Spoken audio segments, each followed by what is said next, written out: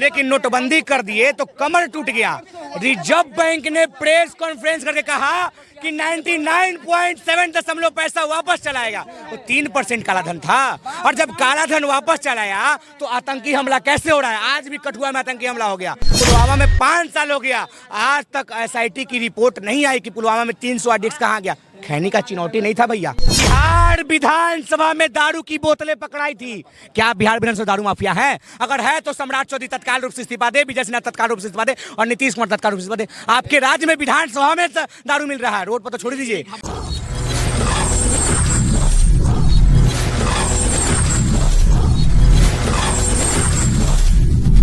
बोले कि नोटबंदी कर दिए तो कमर टूट गया। रिजर्व बैंक ने प्रेस कॉन्फ्रेंस करके कहा कि 99.7 पैसा वापस चलाएगा। तो 3% काला धन था, और जब काला धन वापस चलाया तो आतंकी हमला कैसे हो रहा है? आज भी कठुआ में आतंकी हमला हो गया। प्रधानमंत्री मौन धारण किया हुआ, पुलवामा पे हमला गया। पुलवामा के लोग वोट देंगे ना, इस बार भी बोले थे, लेकिन पुलवामा में 5 साल हो गया, आज तक SIT की रिपोर्ट नहीं आई कि पुलवामा में 300 आरडीएक्स कहाँ गया। खैनी का चिनौटी नहीं था भैया, एक पेन नहीं था कि कोई जाकर वहां रख देगा। अरे राज्यपाल जिसको भाजपा ने नियुक्त किया, राज्यपाल बोला सर इन लोग को प्लेन दीजिए। तुम चुप रहो, ये प्रधानमंत्री का बात है।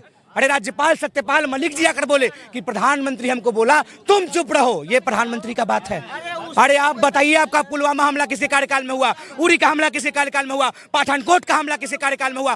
संसद में हमला अटल बिहारी वाजपेयी के कार्यकाल में, और फिर दूसरा संसद में हमला प्रधानमंत्री नरेंद्र मोदी के कार्यकाल में। कांग्रेस के कार्यकाल में हमला नहीं हुआ। अरे आतंकवाद से समझौता तो आप है, बिन बुलाए बिरयानी खाने पाकिस्तान चल गए। और एक और नेता, एक बहुत बड़े आतंकी थे, एक बहुत बड़े आतंकी थे इनके नेता थे श्यामा प्रसाद मुखर्जी।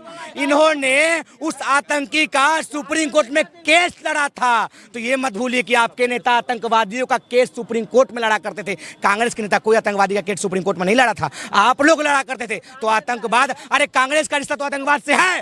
कांग्रेस के दो नेताओं को आतंकवाद ने खत्म कर दिया। राजीव गांधी को बम ने छल्ली उड़ा दिया। बताए किसी भाजपा के नेताओं में औकात है? तो राजीव गांधी को गोलियों से भून दिया गया। ये है कांग्रेस के आतंकवाद का संबंध। और आपके आतंकवाद का संबंध है कि आपके कार्यकाल में पुलवामा हमला हो जाता है, आपके कार्यकाल में उरी हमला हो जाता है, आपके कार्यकाल में पठानकोट हमला होता है, और प्रधानमंत्री चुप होता है। आज भी 37 ताज होटल का जो मुख्य मास्टरमाइंड है, जिसको भाजपा के नेता और प्रधानमंत्री मोदी ने सांसद बनाने का काम किया, कौन है महिला नेत्री? भोपाल की जीती हुई थी, क्या नाम था उसका?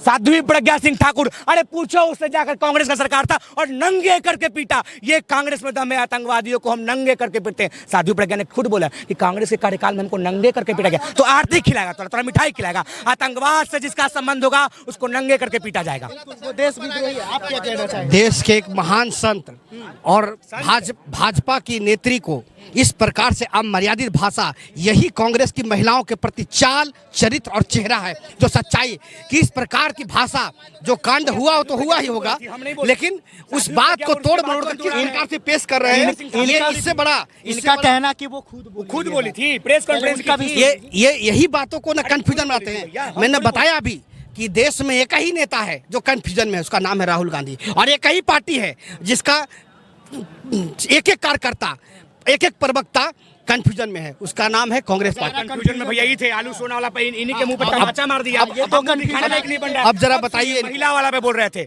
अरे महिला विरोधी तो भाजपा शुरू से थी। राजीव गांधी जब प्रधानमंत्री बना तो 33% महिला आरक्षण। सुनिए, कम राजीव जी का तो सम्मान कर लिए, राजीव गांधी बना नहीं बने। अरे प्रधानमंत्री देश का नेता नहीं, प्रधानमंत्री का मतलब देश नहीं होता है, वो होगा अपने प्रधानमंत्री। हम देश का कार्यकर्ता नेता है, हम देश का जनता है, हमसे प्रधानमंत्री बना है, हम प्रधानमंत्री से नहीं बने हैं। अरे हम प्रधानमंत्री से नहीं बने, प्रधानमंत्री हमारे वोट से बना है। राजीव गांधी जी जब प्रधानमंत्री बने तब उन्होंने महिला आरक्षण मिला। सुनिए, पहले महिला आरक्षण मिला। आपके भी पंचायत में महिला मुखिया है कि नहीं है भैया? बिहार में महिलाएं मुखिया है, जिला परिषद है, वार्ड सदस्य है, ये राजीव गांधी का देन था। और 50% महिला आरक्षण भी राजीव गांधी। और इनके नेता सुषमा स्वराज लिखित में है, वक्तव्य नहीं, लिखतम कहेंगे, वक्तव्य का कोई वैल्यू नहीं। लिखित में राज्यसभा में अभी भी अगर आपको चाहिए तो RTI डालिए और आपको मिल जाएगा। लिखित में है कि महिलाओं को आरक्षण देने का अधिकार नहीं होना चाहिए। ये करके महिला आरक्षण लाए हैं और 26 में करेंगे। लाए हो 24 में, 26 में करोगे, बतौलाबाजी को। सब वोट बैंक की राजनीति और महिला इनको वोट नहीं दिया है भैया, सब क्लियर हो चुका है। आपने महिलाओं का आरक्षण का विरोध किया था। था, उसका नतीजा है आप 250 से सिमट गए। बिहार विधानसभा में दारू की बोतलें पकड़ाई थी। क्या बिहार विधानसभा दारू माफिया है? अगर है तो सम्राट चौधरी तत्काल रूप से इस्तीफा दे, विजय सिन्हा तत्काल रूप से इस्तीफा दे और नीतीश कुमार तत्काल रूप से इस्तीफा दे। आपके राज्य में विधानसभा में दारू मिल रहा है, रोड पर तो छोड़ दीजिए। विधानसभा में बोतल थी भैया, अरे विधानसभा में बोतल थी। सारा कच्चा चिट्ठा सम्राट चौधरी के नेतृत्व में सारा कच्चा चिट्ठा खुलने वाला। चौधरी जैसा बकलोल नेता तो पूरे बिहार में नहीं है। से बोलिए मुरेठा कब खोलेंगे? बंधले रहेंगे पूरे जीवन काल में सभी नेताओं का सम्मान से नाम लेंगे, कभी कभी उस बकलोल का नाम सम्मान से नहीं लेंगे। बिहार के डिप्टी सीएम का सम्मान नहीं करना जानते हैं। मैं माननीय तेजस्वी प्रसाद यादव जी का, लालू प्रसाद यादव जी का सम्मान करता हूं, लेकिन इस जरा बंधु को सिखाइए कि कैसी कांग्रेस की भाषा और अमर्यादित कार्यकर्ता है कि कम से कम अपने वरिष्ठ नेताओं का, देश के डिप्टी सीएम का, बिहार के डिप्टी सीएम का सम्मान नहीं करना जानते। देखिए भैया, पिता पुत्री पर सवाल उठाया। लालू जी किरनी के बदले टिकट देते हैं। अरे बाप बेटी के बीच में नहीं बोले थे, बाप बेटी के संबंध फेंक खड़ा कर दिया तो वही सम्राट चौधरी था और वही शौकनी चौधरी जी थे, सम्राट चौधरी जी के पिता थे।